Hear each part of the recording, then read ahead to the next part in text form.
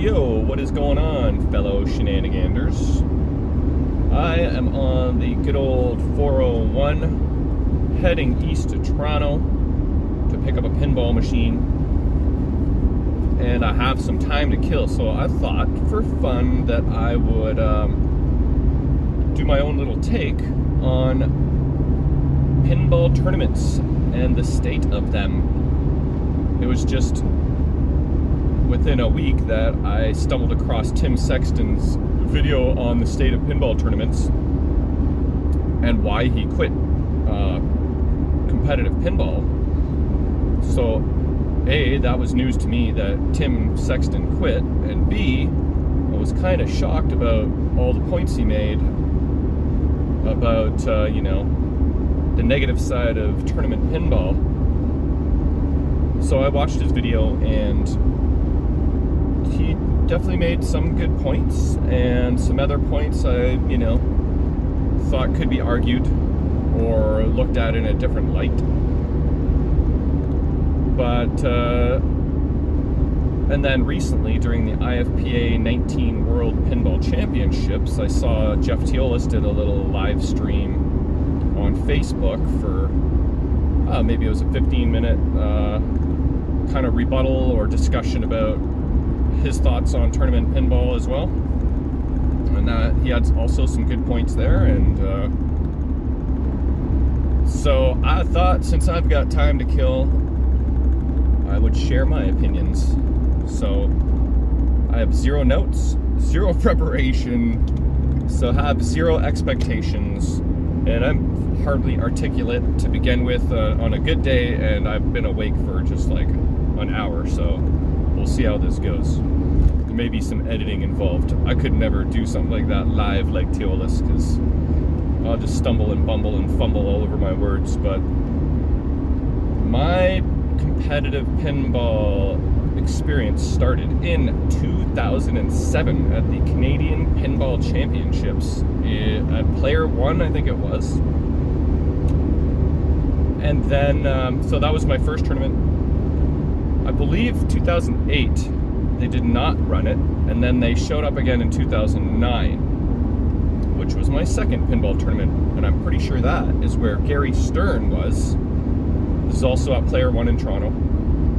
So that was my first and only time meeting Gary Stern, got his autograph, and I still have the flyer. And then I don't think I did much competitive pinball for a while after that, but then in the last 10 years, I've been going pretty consistently. And I'd say in the last couple years, I've been going pretty hardcore. I've been to a lot of tournaments now. Oh shit, I am going a little faster than necessary. So I gotta multitask as well. I gotta drive on the highway and try and collect my thoughts. I've been to Cleapin, Pinside, In-Disc, Pinbrew, Yegpin, Manitoba Pinball Championships, Maple Pinball Tournaments, Ontario Pinball Championships, the Provincials at Becker's a few times, and the Beast in Buffalo. Yegpin is about to happen in like a week and a half. So I've been going pretty hardcore in the last year especially, and I've been having a blast. Some tournaments are, every tournament player has their own expectations of what they want from a pinball tournament, and obviously those expectations are different. Some have higher expectations, some are just kind of new to the scene and just happy to be doing the dance. As a seasoned tournament player, what I like out of a tournament is the ability to play pinball. I don't like long queues and sitting around and waiting and twiddling my thumbs and not playing pinball, because I travel usually a fair distance, and I don't like sitting and waiting. I'm impatient. I'm eager. I'm excited. I want to play. I don't want to sit there and wait. So couple tournaments I may not go back to for that reason. Like Cleepin, I had a great time. It was a good tournament, despite my catalytic converter getting stolen. I still had fun. It's just there wasn't a whole lot of selection of games, so there was a lot of waiting. And for me, that's it's just kind of boring. I want to go. I want to pump. I want to dump. I want to keep playing. So I know Cleveland is happening beginning of September this year, and they said changes are coming. I don't know if that is tournament changes or whatnot, but if I wasn't going to Vegas for my birthday, I might consider going back, depending on what the changes are. In disc, now that is a very tough format, card format. Got to string 5 good games together, all on the same card, and inherently that is a more difficult format. And I haven't played a whole lot of card format based tournaments until this year, really. What else was card format? Like high stakes tournament at Yegpin, and the old Papa. Oh, I've been to Pinburg. Did I even mention Pinburg? Multiple times, and Papa in the old facility. So yeah, and I'm going to the new Pinburg as well. So there's that. But anyway, card format, very difficult. At Indisc, a lot of waiting in between, and very challenging. So I didn't qualify for anything at Indisc, and it is across the friggin' world to me. I'm like, basically it's quite the hike to go all the way to California from London, Ontario, and like I said, that one you do a lot of waiting. There's long queues because there's 300 or more players, so I mean, I get it. I knew what I signed up for. Well, actually, to a certain degree, that was my first Indisc. Bottom line is, I don't like waiting for the long queues, but if you want to be one of the best, it's just what you gotta do. You gotta do those dances. You gotta go through the grind, and I may not go back to Indisc just because it's not my favorite type of format, the card format and the long queues. The other formats that I enjoy are like multiple tournaments in a weekend where you got a match play event going on, kind of like Yegpin. You got the match play event, then you got 2 separate pump and dump tournaments on the side, so you can just do your match play and take breaks in between, or you can pump and dump in between. You can go get food, you can go chill, you can go back to the room, or you can pump and you can dump. I like those types of weekend tournaments where you have the option. I went to Pinbrew. I had no idea what I was signing up for this year. My first time going.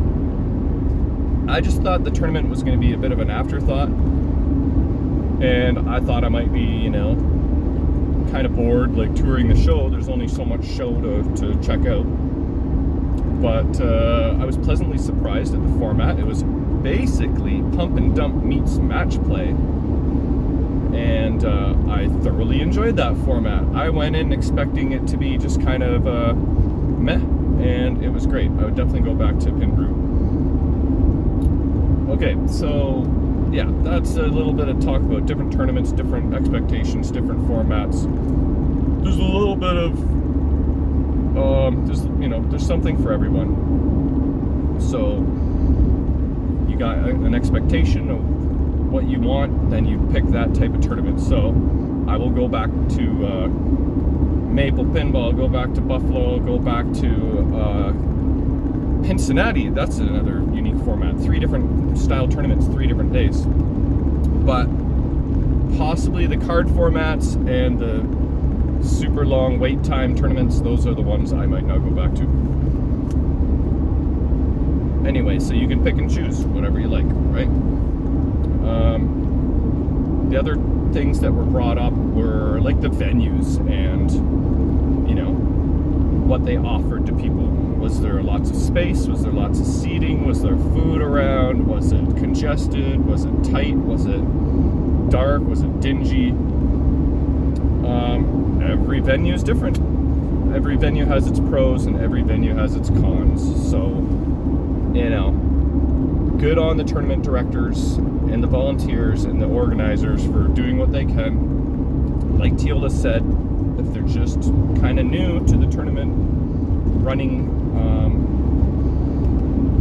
then they will learn from, they'll get feedback, and if something didn't go so well, their first tournament that they ran, then they can make adjustments and improvements. And so, like sometimes the seating sucks. I admit that. Seating, that is one of the good points that Tim Sexton brought up. My back gets cranky if I stand up too long, so I'll sit on the floor if I have to, but, like, Teola's bust out those damn seats from the back at Maple Pinball next time, please and thank you. For whatever reason, all the seating was kind of like tucked away at that last Maple event. What was that? The Spring Spectacular. So there's a lot of, I'm turning 50 this year. A lot of old fogies, right? Including myself. Our backs aren't what they used to be. Our feet, our knees, our hips. So I do appreciate a tournament that has a lot of seating available to the players. So Tim, definitely a good point on that one. About the food, you usually know what you're getting yourself into. If you can research the venue and you can see whether there's food around, whether there's options. If there's not that many options, then you can bring some food. Like when I go to Maple Pinball, I bring a cooler, I bring some healthy snacks, bring some not so healthy snacks, but if you don't want to just have Pizza Nova for dinner, then you can bring some alternate options. So basically, I don't blame the venue. If you know what you're getting yourself into, then you can come prepared food-wise. But yeah, often when you go away on a weekend for a pinball tournament, it may not be the healthiest weekend you ever did have, but it's just kind of like your vacation diet, right?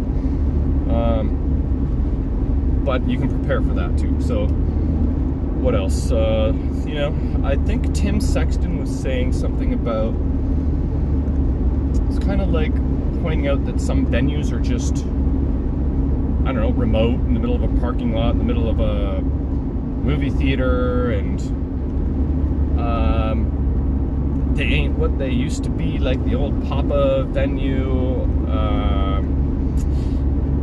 I can't actually remember what point he was trying to make, but it just seemed like he was kind of like saying some venues suck and some venues are better than others, and he kind of wishes that venues were better in general.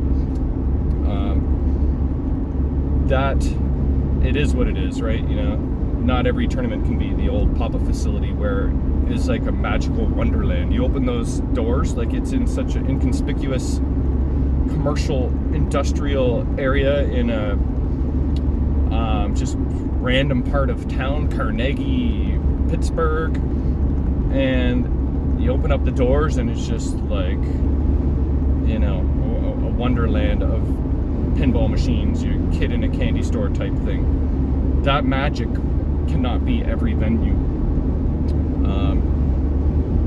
There will be, that magic has to kind of develop and grow. It can't just be so spontaneous. So what will be the next Pinburg type venue, eh? There will be another, I'm sure. And I'm happy that Pinburg is coming back. Yes, they're starting out small, 144 players, I think. And, luckily I won my entry into Pinburg at the Spring Spectacular at Maple. So thank you, Teolis and Shane Jackson and everybody who put that on and made that happen. Because if it weren't for that, I wouldn't be going to Pinburg. So, yeah, it's only 144 players. Yeah, there's probably 1,000 people that wanted to go. And I think Doug Polka is smart for starting off small and then kind of just growing into it again, because he wants to run a quality tournament, and I appreciate that. So yeah, there's 900 people that aren't happy, but I would say that's not necessarily true, because I think all those people are happy that Pinburg is back, just sad a little bit that they can't all participate just yet. And I'm curious to see what this new Pinburg will grow into, so I'm excited about that. Anyway, I've been rambling on for a while, just trying to think if there's any other points. There was food, venues, formats, what else? I don't know, I guess my summary is that I am loving competitive pinball. Been more active in the last 6 months or 12 months than I have ever in my life. I've done more big tournaments than I have ever. I'm ranked higher than I've ever been in my life. I think I'm around 14 in Canada, 5th in Ontario, and 190 in the world, so I'm really having fun. I've got Yegpin in a week and a half, then I've got Pinburg, then I've got the Beast in Buffalo, and probably something else that I'm missing. Oh yeah, the Winter Wonderland, or whatever it's going to be called, at Maple Pinball. So I'm just keeping the ball rolling. I have fun. Yes, it is you know, a long grind sometimes. That was another point, lack of sleep. I agree with you on Tim on that one. Sometimes you don't get the amount of sleep you would like, and I'm not a morning person to begin with, and trying to play pinball in the morning is one thing, and on very little sleep is another thing. So, you know, there's been tournaments where they hope to finish at midnight, say at Maple, and we end up getting out of there at like 3 a.m. or later. So yeah, that was a good point. But I think tournament directors are ever trying to tweak the formats to ensure that people can get enough sleep. Hopefully, you know, tournament directors take note on that one. I'm sure they do, because they want to sleep too. So it's nice to, you know, not have to pump and dump till midnight and then have to be at the tournament at 8 a.m., you know, so that doesn't leave a whole lot of time. But yeah, so in summary, I love competitive pinball. I encourage it. You can do very, very casual tournaments like little weekly leagues at your local barcade, or you can travel around to the bigger events. There's something for everyone. There's funsy leagues, there's, you know, IFPA sanctioned leagues, there's a little bit of everything. So I love the state of competitive pinball, and I'm very excited about the tournaments upcoming. And if you want to, you know, come along for a tour of some of the tournament action, I've documented many a tournament, my experience, a little bit of a summary of them, some footage of the venues. Just, you know, scroll back of my friggin' 1,000 videos that I've spammed the internet with, and have a look and see what you think for yourself. Anyway, that's enough of a rant for now. Yeah, I still have some more time to kill, but yeah, we'll see you guys on the next video. Enjoy.